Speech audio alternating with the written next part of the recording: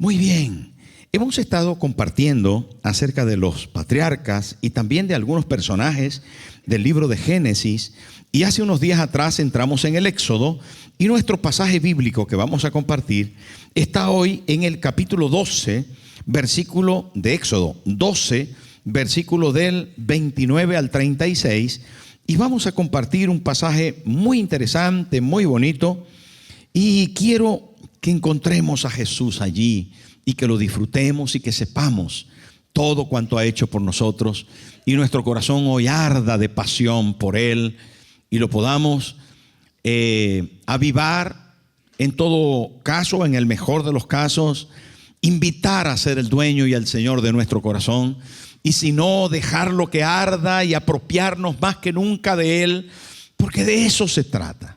La iglesia cristiana y mi propósito como pastor y como predicador en este momento no es otro que Jesús esté fuerte, Señor, Salvador, dueño absoluto de su corazón, y en eso usted va a poder tener lo mejor del cielo.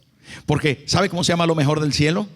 Hay quien dice las calles de oro. No, lo mejor del cielo no es las puertas de perlas.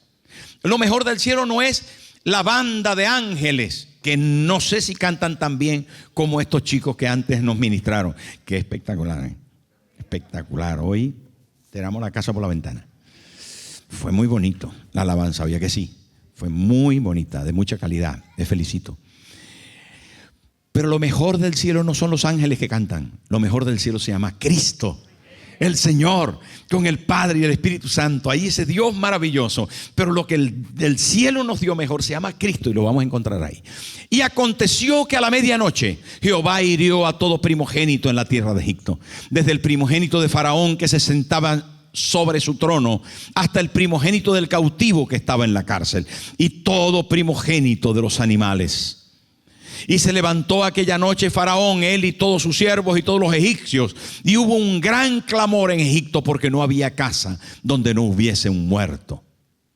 E hizo llamar a Moisés y a Aarón de noche, y les dijo: salid de en medio de mi pueblo, vosotros y los hijos de Israel, e id, servid a Jehová como habéis dicho. Tomad también vuestras ovejas y vuestras vacas como habéis dicho, e idos, y bendecidme también a mí. Y los egipcios apremiaban al pueblo, dándose prisa a echarlos de la tierra, porque decían: todos somos muertos.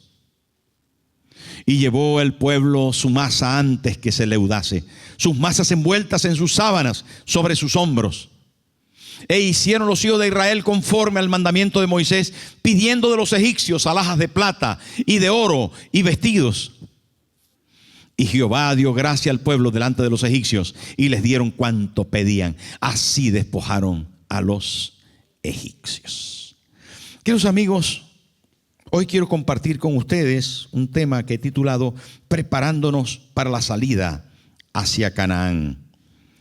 Hemos visto en estos días atrás un poco del éxodo, del llamado de Moisés. Hemos respondido que sí, pero también hemos contemplado un poquito el martes pasado acerca de las plagas que fueron desatadas sobre Egipto y sus habitantes, desatadas aún sobre el territorio egipcio donde también estaba Israel. Las primeras 3 plagas, estudiamos el martes, fueron muy duras, pero sobre todo asquerosas, repugnantes. ¿Por qué? Porque era la plaga de que el río se convirtió en sangre. Pero no solo el río, sino todas las aguas de Egipto se convirtieron en sangre. Y de los ríos y los estanques y las aguas salieron ranas, y todo se llenó de rana. Un asco la rana. A mí me da asco la rana. Cuando no me da asco es cuando están las ancas ya fritas o hechas o asadas. Ya ahí ya me da menos asco. Pero de verdad las ranas, como es fría, grande. Una vez fui a República Dominicana y una rana me saltó aquí en el pecho. Y todos los que estaban por ahí, yo estaba intentando quitármela así, y todos decían: macu, macu, macu. Y yo decía: no, es rana. Claro, es que ahí la rana lo llaman macu. Y es tan asqueroso, tan frío, tan así. Una cosa ahí como... ¡Buah! Pero no solamente de ranas, sino que golpeó Aarón la vara, golpeó el polvo de la tierra con la vara y salieron piojos por todas partes. Entonces sangre, ranas y piojos era una repugnante asquerosidad. Era algo horroroso. Y eso también lo vivió Israel en aquel momento. Pero Dios dijo: la cuarta plaga no tocará a mi pueblo. Y comenzó a hacer diferencia a partir de la tercera plaga, y solamente tocó el territorio egipcio y excluyó a todo Israel. No porque estaban en otro territorio, sino que hizo diferencia. Y vinieron moscas, pero no eran solo moscas que molestaban porque hacían no, eran tábanos que picaban, que hacían daño en la piel. Y era doloroso. Pero también el ganado que tenía la gente, murió todo el ganado. Imagínese usted lo que produjo en el corazón de los egipcios el que sus rebaños de repente murieran completos. Murió también las ovejas, los chivos, las vacas, todo el ganado caballar. Era terriblemente doloroso ver que los rebaños de la gente estaban muriendo. Y además, la última de estas 3 segundas plagas fueron las úlceras. Salieron llagas en toda la gente de Egipto, pero en los de Israel no. Y les dolían las úlceras y le dolía el corazón por haber perdido a su ganado. Pero también les dolían las picadas de las moscas. Así que se convirtió las 3 segundas plagas en algo que dolía, en dolor. Si antes había sido asqueroso, si había sido repugnante, ahora era doloroso. Pero vinieron unas terceras 3 plagas y aún Faraón tenía el corazón endurecido. Egipto había dicho: no dejamos salir a Israel para que adore a su Dios. No reconocemos al Dios de Israel. No queremos que se vayan. Ellos son nuestros esclavos. ¿Y saben qué? Cuando uno se endurece y no reconoce a Dios y no hace caso, viene la tragedia de las plagas sobre las vidas. ¿Por qué sufre la gente? Sufre porque las generaciones abandonaron a Dios. Y allí, sobre todo el territorio de los egipcios y no de la tierra de Gosén, donde estaba Israel, cayó una tormenta espantosa. Rayos y centellas se dieron a lugar en el espacio, en la atmósfera, y cayó granizo sobre las siembras y toda la agricultura de Egipto. Hermano, el granizo es algo terriblemente destructivo. Cuando en España escuchamos tiempo de granizo, vemos a los agricultores tristes, acongojados, oprimidos, angustiados, porque el granizo rompe el fruto, pero también rompe la planta, rompe la hoja. El granizo, hermano, destruye la siembra. Y el granizo no solamente hizo de la suya, sino que seguido del granizo vinieron langostas. Y cuando hablamos de langostas, no estamos hablando solamente de pequeños grillos ni de saltamontes, sino una nube entera. Hermano, ¿saben que las langostas en las tierras orientales son capaces de oscurecer la atmósfera? O sea, son enjambres tan impresionantes que pueden oscurecer el día. Pero no es lo que sucedió a continuación, que hubieron tinieblas sobre la tierra. Es que las langostas se comieron lo que había destruido el granizo. Así que el almacén del mundo, la alacena de la tierra, que era Egipto para aquel momento, porque la productividad que tenían era brutal en relación a lo que el Nilo les permitía, hermanos, se acabó. Y es que si no tenemos la gracia de Dios, por muy productivos que seamos, no llegamos. El pastor Wilson nos estaba diciendo acerca de eso hace un poquito. Pero fíjese que al granizo le siguió la langosta y a la langosta le siguió las tinieblas. Fue dura la tercera prueba, que consistió en una gran consternación. Si antes el asco y la repugnancia se había hecho presente y después avanzó contra ellos el dolor, ahora la consternación en el corazón era abismal, pero todavía Faraón no daba el brazo a torcer. Es que a veces, hermanos, no solamente nos viene una prueba, sino una y otra y otra y otra, y todavía seguimos en nuestro pecado. Todavía nos mantenemos en nuestras malas decisiones. Todavía seguimos en decirle no a la gracia de Dios. Y esto es terrible. Saben que los pecados tienen consecuencias. La Biblia dice que el que hace pecado, esclavo es de su pecado. Y que el pecado engendra pecado y da a luz muerte. Y esto es lo que estaba sucediendo en Egipto. No era que Dios no quería hacer misericordia con ellos, sino que habían endurecido su corazón. Es posible que entre nosotros hayan algunos que estén encadenados y decididos a seguir pecando. Hoy, al recordar las plagas, nos damos cuenta que es tiempo de cambiar, que es tiempo de recapacitar y decir: Señor, necesito tu salvación, tu misericordia, tu amor. Necesito abrazar tu salida. Y saben, aquí está. Hermano, de repente el corazón de Faraón endurecido, Dios en medio de eso habla a Moisés y le dice: voy a enviar una última plaga, y esta quebrantará el corazón de Faraón.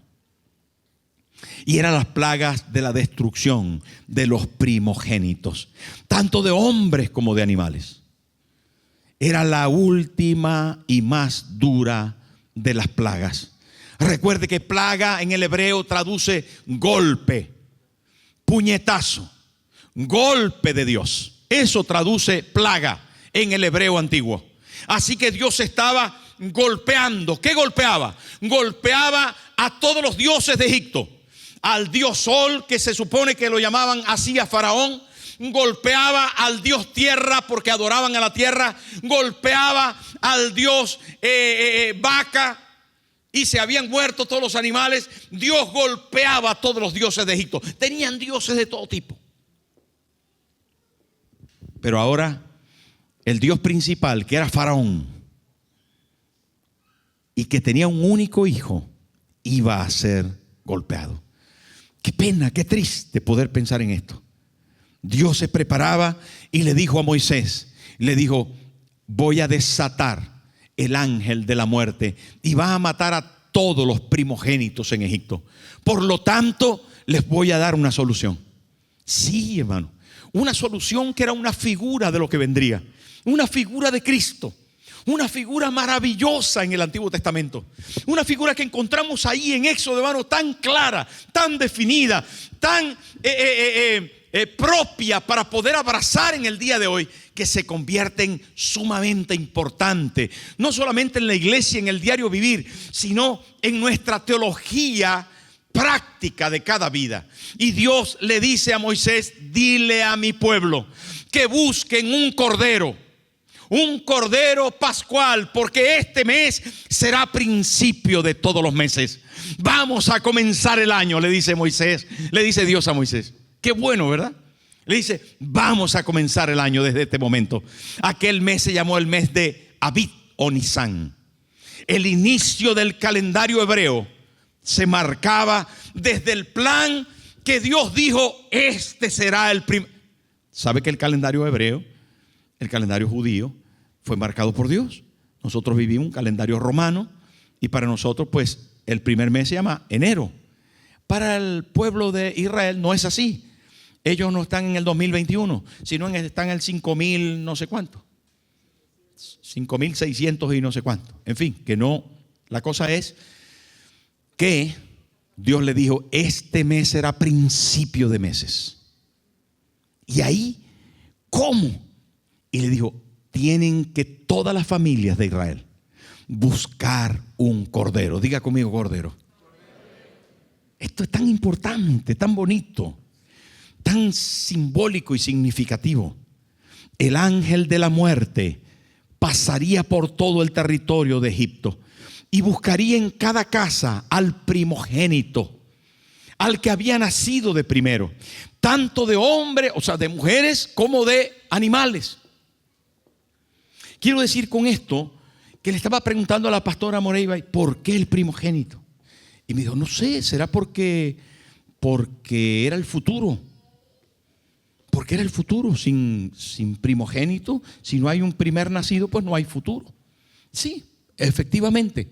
Pero también saben que el primogénito es no solamente el primero, sino que estadísticamente es el más inteligente. Bueno, algunos que son primogénitos se ríen y están celebrando. Está bien, está bien. Es una estadística científica, ¿eh? No es un tema que digo yo, sino estuve mirando. Y además el primogénito, puesto que tiene en su haber, en su experiencia, la inexperiencia de los papás en la crianza, crecen con mayor fortaleza. Segundo dato.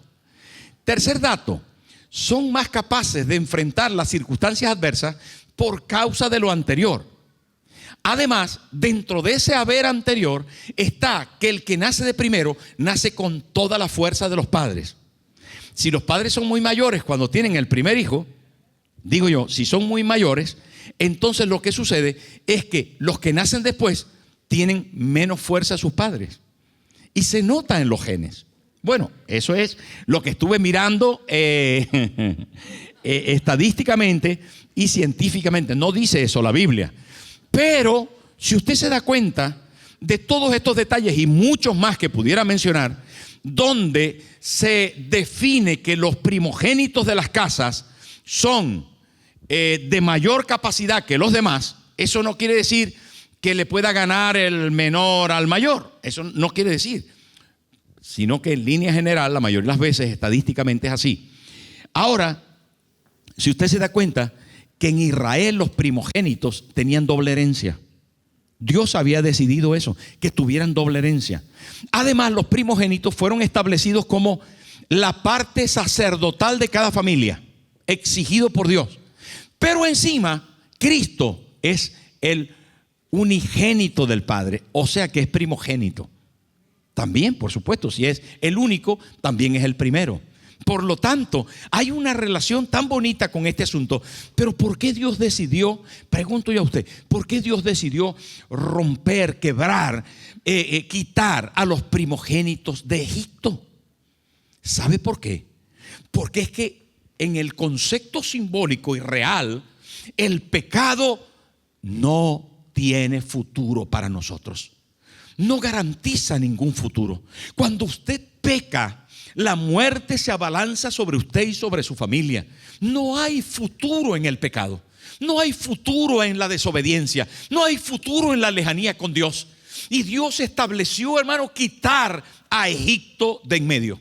¿Por qué? Porque se habían endurecido contra Israel. Se habían endurecido contra la palabra de Dios y contra Dios.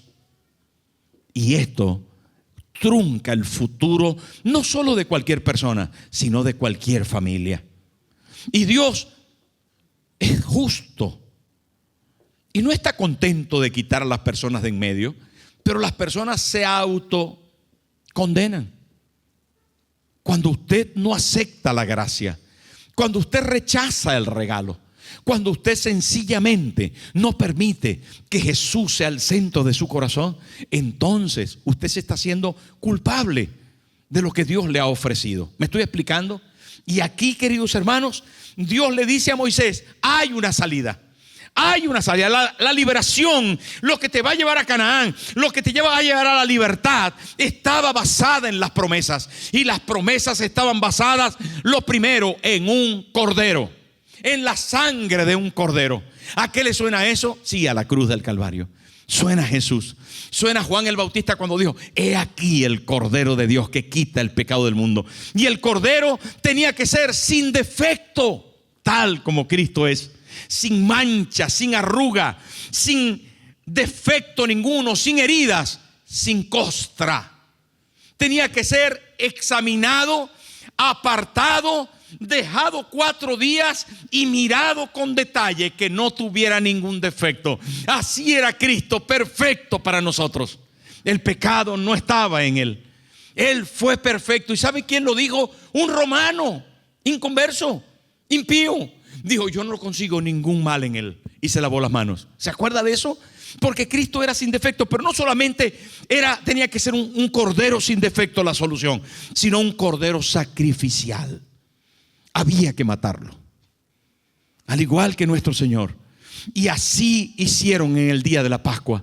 Escogieron un cordero sin defecto y lo degollaron. Y con la sangre caliente pusieron sobre los dinteles de la puerta de entrada de cada puerta de las casas de los israelitas. Pusieron sangre con un hisopo, mancharon la puerta de sangre, porque el ángel de la muerte pasaría a medianoche y no entraría en las casas que tenían sangre en sus dinteles. El ángel pasaría y cuando viera la sangre sabría que un sustituto había cubierto el lugar del primogénito. Esto es espectacular, poder pensar que Cristo es nuestro sustituto, que el Cordero de Dios pagó el precio de nuestro pecado y en la cruz se entregó por nosotros. ¿Amén o no? ¿Le parece bueno eso? Eso es lo mejor que nos ha pasado. Jesús en la cruz. Ahora tenemos que poner su sangre en los dinteles de nuestro corazón. Y allí el cordero no solamente tenía que ser sacrificial, o sea, que había que matarlo para remisión de nuestros pecados, sino que tenía que entenderse que el cordero era salvador. Sí, había que comérselo y comérselo todo. ¿Cómo? Asado, no cocido, no en salsa, no con patata, asado al fuego, a la leña. Uy, qué bueno está el cordero asado. Es una comida de celebración, porque aquel día entre Israel y los que comían cordero no había tristeza. Dios les dijo: se van a vestir y se van a vestir como si fueran a salir, así que pónganse el cinturón, pónganse la camisa, la chaqueta, cojan la cartera, envuelvan en sábanas la masa que han amasado esta mañana, aunque no se haya leudado completamente, y cómanse el cordero asado, todo, por favor, cómanselo todo, que no quede nada, y se lo comen deprisa, porque después de eso van a salir a la libertad. Esto era impresionante. Entonces Israel se preparó, hizo caso a Moisés, a la promesa que Dios le había hecho. Prepararon el cordero asado, todos vestidos, bien bonitos, elegantes, con las carteras puestas la señora, con la masa envuelta en una sábana, preparados para dar la partida hacia Canaán. Esto era espectacular. Hermano, dicen que unos 2 o 3 millones de personas celebraron la Pascua preparados para salir. 400 años de esclavitud estaban a punto de darse al lugar del exilio, la libertad. Él estaba pensando en esto, y hace unos pocos días atrás alguien me dijo: he estado preso muchos años, toda mi vida, tenía cadena perpetua y he salido libre. ¿Saben? Me emocionó cuando escuché eso. Un día vamos a escuchar ese testimonio aquí, porque el hermano se bautizó el viernes aquí. Dios le dio libertad y está disfrutando de libertad. ¡Qué maravilla! ¿Cuántos quieren escuchar un día ese testimonio? Y saben, hermano, cuando estaba pensando en esto, me acordé de alguien que ha estado preso por generaciones, cuyos grilletes se han hundido en la carne, se han marcado en el alma, pero que de repente viene un Dios poderoso que dice: esta última plaga, si tú la cubres con sangre en la puerta de tu vida, el ángel no va a tener nada que hacer en ti ni en tu familia, sino que vas a salir a la libertad, vas a salir a la bendición, vas a salir hacia Canaán. Esto es espectacular. Gloria a Dios, gloria a Dios. Comieron el cordero vestidos, pero saben que tenía la comida del cordero, no solamente era cordero, sino tenían que también comer el cordero con hierbas amargas y pan sin levadura. Hierbas amargas. Y eso, bueno, ¿sabe? Cuando uno come algo dulce, está rico. Y en el paladar está rico. Y si es salado, bueno, depende con qué. Y si es picante, pues los peruanos saben. Pero si es amargo, no lo sé, a veces los sabores amargos son difíciles de tratar, pero la mayoría de veces en la Biblia encontramos que la amargura es símbolo de prueba, de dificultad, de conflicto. Y cuando comían el cordero, y cuando nosotros tenemos el simbolismo del cordero con Cristo y lo mezclamos con hierbas amargas, podemos entender que el cristianismo, que el vivir a Cristo, que el comer todo a Cristo implicará también amargura, implicará conflicto, prueba, implicará un momento de sinsabor, de revés, implicará un momento en que nosotros vamos a tener que pasar por premuras, por situaciones difíciles. Y es que el cristianismo no ausenta la prueba. Atención, queridos hermanos, el tener a Cristo en el corazón, aunque nos produzca la libertad, tiene un conflicto. Y es que el mundo no quiere a Cristo. Es que la carne se niega a Cristo. Y es que el diablo es contrario, adversario a Cristo. Y nosotros tenemos que pelear con esto. Cuando queremos hacer el bien, nos encontramos como el apóstol Pablo, que dijo: el bien que quiero hacer no lo hago, y el mal que no quiero hacer, eso hago. Consigo dentro de mí una ley que me lleva al pecado. Pero gracias a Dios por Jesucristo, que me ha librado del poder del pecado y de la muerte. Ahora, hermano, tenían que comer el cordero. Y comerlo, repito, todo, no podía quedar nada. De hecho, la ley decía que lo que Dios había hablado a Moisés: dile a la gente que se coma todo el cordero. Y si no pueden, porque la familia es muy pequeña y el cordero está gordito y hermoso, que se junten con el vecino de al lado, pero que no quede nada. Esto es Dios, hermano, diciéndole a la familia: te lo comes todo. ¿Suena eso a la casa? Ah, que sí, ¿no? Suena con los niños. Te lo comes todo. Dios quería garantizar que el pueblo iba bien comido. ¿Sabe por qué? Porque salían a la libertad. Salían a la libertad. Y Cristo es una comida completa.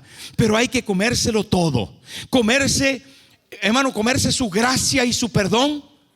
Comerse su misericordia y amor. Pero también comerse su señorío y servicio. Hay que comerse, hermano, lo bueno y comerse lo menos bueno. A mí del cordero me gusta así, lo que está pegado a la costillita. Pero a veces hay partes de la pierna que son más gordas, que hay que comérselo. Hay que comérselo. Hay que comerse todo lo de Cristo. Y usted a veces dice amor y misericordia, sí, pero señorío, servicio, obligaciones, no. Yo me quiero comer el venir a la iglesia y cantar con Becky, pero luego escuchar al pastor cuando nos riñe, cuando nos dice algún eso. Diga: de Cristo quiero todo. Amén. Amén, amén, amén. Cristo es nuestro cordero, vestidos con los lomos ceñidos, con el bordón en la mano, con la sangre puesta allí. Y a medianoche, me gusta la peli del príncipe de Egipto. A medianoche hace los efectos ahí del Hollywood. Y el ángel de la muerte pasando. Y de repente, entrando en la casa de los egipcios, donde no estaba la sangre en los dinteles. Dice: ¡ah! ¡ah! ¡ah! No hubo casa en Egipto que no había un muerto, dice la palabra. No hubo casa en que no había un muerto. Ay, ¿sabe qué, hermano? Como pueblo de Israel estoy seguro que tenían amistades, que el capataz que tenían, que el compañero de trabajo en la plantación, que algún constructor, ingeniero, albañil, de los que construían esas tremendas pirámides y cosas que hicieron en Egipto. ¿Saben qué, hermano? Les conocían, les habían tenido cariño. Y de repente sus hijos, sus familiares cercanos murieron. No era algo cómodo para ellos. Estoy convencido, hermano, que Israel no quería que la gente muriera de ninguna forma.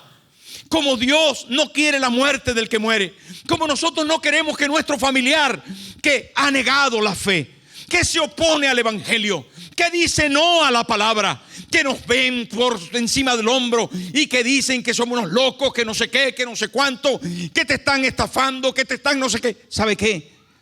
A mí no me gustaría que ellos murieran. No me gustaría que un familiar cercano, un primo, una tía, un tío, alguien a quien yo le tengo aprecio se vaya al infierno.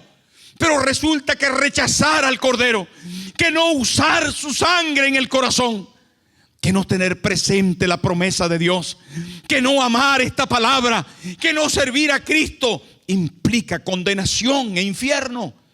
No que lo diga yo. A mí me gustaría que la gente se salvara. Por eso somos una iglesia misionera. Por eso tenemos que predicar. Por eso tenemos que hablar de Cristo a diestra y a siniestra. Porque hay gente que no cree y se perderán. El ángel de la muerte los visitará. El juicio de Dios caerá sobre los hombres. Está establecido para los hombres que mueran una sola vez y después el juicio. Y saben, los que no tengan a Cristo, los que no hayan invitado a Cristo a ser Señor y Salvador, los que no se hayan comido al Cordero, los que no lo lleven dentro a la hora de salir, morirán. Y sus familias morirán. Porque está establecido. Porque la paga del pecado es muerte, mas la dádiva de Dios es vida eterna en Cristo Jesús. Queridos amigos, y la Biblia lo dice así, lo establece así. El sustituto debía ser ente de libertad. El Cordero les liberaría y la liberación estaba basada en la fe de lo que Dios había dicho. Y ellos lo estaban haciendo. Y lo estaban haciendo con conciencia. No queremos la muerte del que muere, pero aquella noche fue horrorosa. Aquella noche fue espantosa, oscura. Fue una noche, hermano, de tragedia. Ya no era asco. El asco quedó lejos. Ya no era un momento, hermano, de simple repugnancia. No, la repugnancia ya había pasado.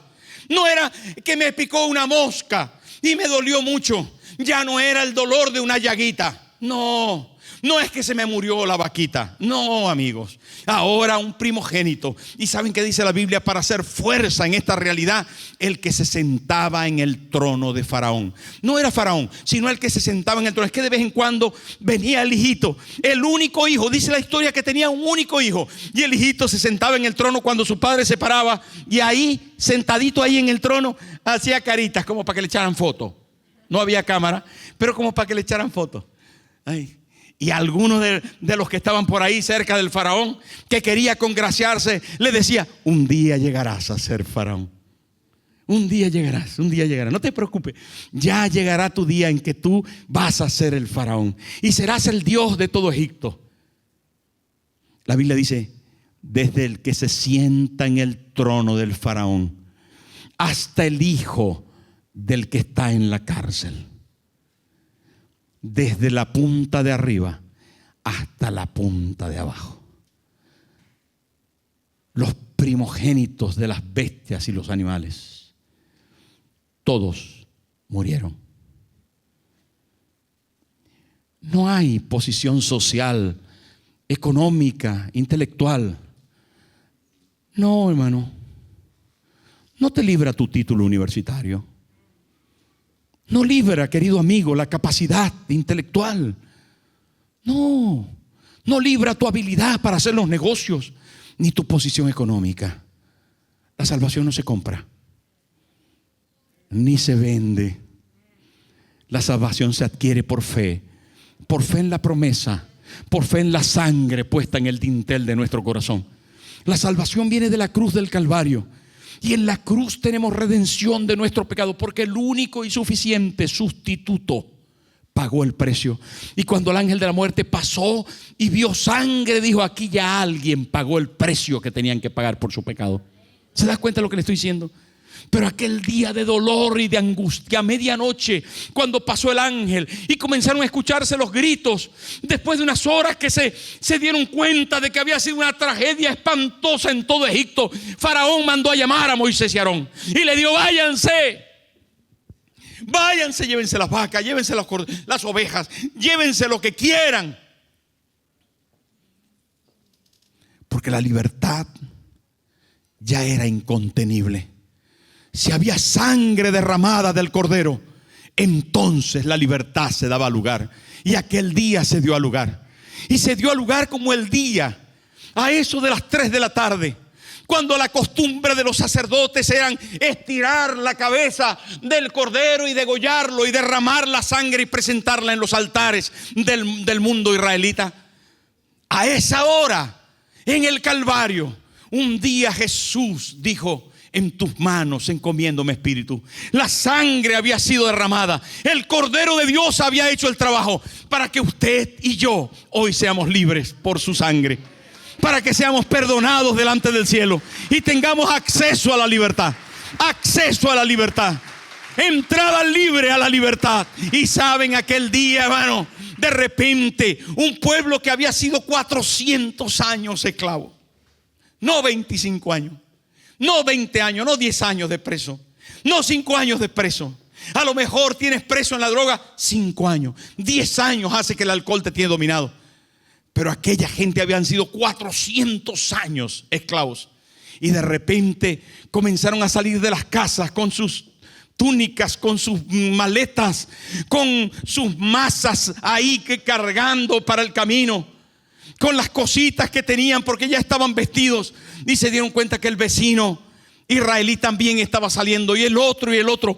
Y se reunieron 2 o 3 millones de personas. Por primera vez estaban libres. Quería pensar en algún preso que por años ha estado recluido y que de repente atraviesa la puerta de la cárcel. El cerrojo se abre la puerta del frente y se encuentra en la calle.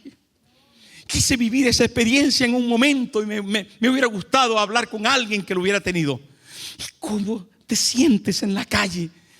El pueblo de Israel, esclavo por 400 años, ahora era un pueblo que caminaba a su libertad, que vivía su libertad. Hermano, que estás en la droga, en el licor. Querido amigo, que estás opresionado por la pornografía, por la prostitución, por la homosexualidad. Personas que están atados por el mal de este mundo. Gente que no puede liberarse y que quiere hacerlo. ¿Sabe qué? Te tengo una noticia esta mañana. Te tengo una noticia hoy. Dios proveyó un libertador que se llama Cristo el Señor, el Cordero de Dios que quita el pecado del mundo. El Cordero de Dios es suficiente. El Cordero de Dios es capaz de librarte de las cadenas de la esclavitud del pecado. Dios estableció en su palabra que a través de Cristo nosotros somos libres. ¿Qué necesitamos? No tenemos que pagar nada. Queridos hermanos, no tenemos que comprar ni vender nada. Tenemos que poner en nuestro corazón, por la fe, la sangre del Cordero. La sangre del Cordero de Dios, Cristo. Y eso será suficiente. Es cuestión de creer. Es cuestión de confesar. Es cosa de vivir. Y vamos a ser libres. Luego, esto es para el que cree. Y así dice la Biblia: de tal manera amó Dios al mundo, que dio a su Hijo unigénito, para que todo aquel que en Él cree no se pierda, mas tenga vida eterna. Jesús está aquí tocando tu corazón, diciéndose: yo soy el sustituto. Si me quieres, voy a entrar a ti. Voy a vivir contigo para siempre. Voy a darte la libertad que preparé para ti. No importa lo que el mundo diga. No importa lo que la gente crea. Si tú crees en Jesús, vas a tener la libertad. Póngase en pie, por favor.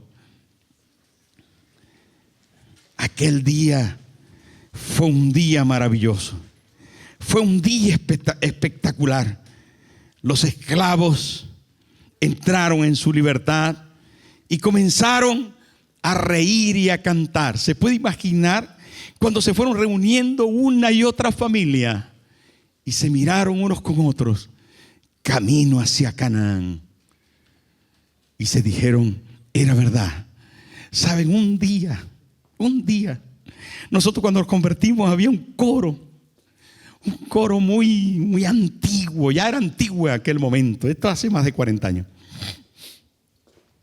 un coro tan bonito que decía: cuando allá se pase lista. ¿Usted lo sabe también alguno? Que hay viejos aquí. Hay gente vieja aquí.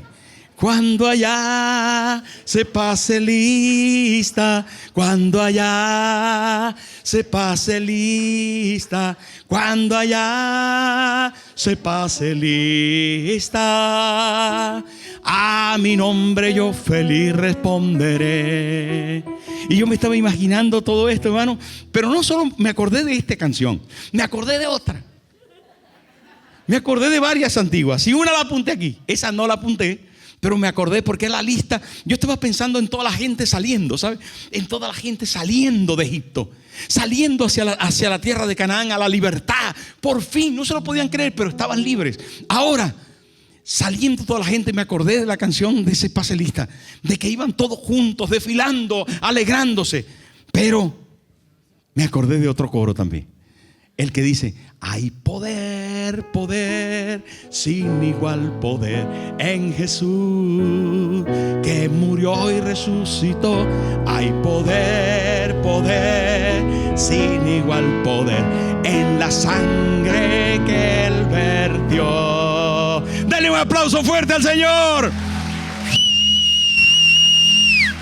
¡Aleluya!